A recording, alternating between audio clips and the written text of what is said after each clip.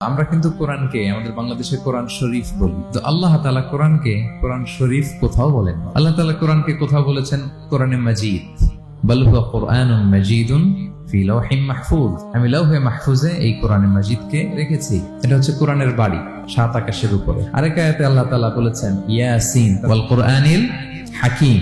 তাহলে আরেক আয়াতে কোরআনে হাকিম বলেছেন, প্রজ্ঞাময় কোরআন, কোরআন শরীফ বলে নাই। সূরা ওয়াকিয়ার আরেক আয়াতে আল্লাহ তাআলা বলেছেন ইন্নাহু লাকুরআনুন কারীমুন ফি কিতাবিন মাকনুন। এখানে বলেছেন কোরআনে কারীম।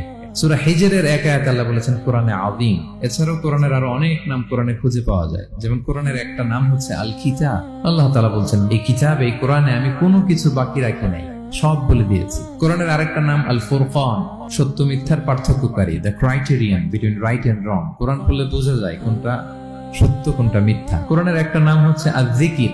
আমরা অনেকে মনে করি শুধু সুবহানাল্লাহ আলহামদুলিল্লাহ এগুলাই জিকির না, কোরআনটাও একটা জিকির। আল্লাহ তাআলা বলছেন নিশ্চয়ই আমি এই জিকিরকে মানে কোরআনকে নাজিল করেছি, আমি এই কোরআনকে সংরক্ষণ করব। তাহলে আল্লাহ বললেন কোরআনে মাজিদ, তিনি বললেন কোরআনে হাকিম, তিনি বললেন কোরআনে কারীম, কোরআনে আযীম। কিন্তু এগুলো সব থেকে আমরা কি বলি?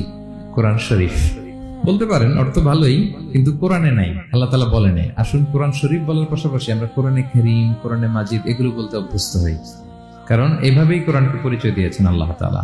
পড়া যাবে তো ইনশাআল্লাহ?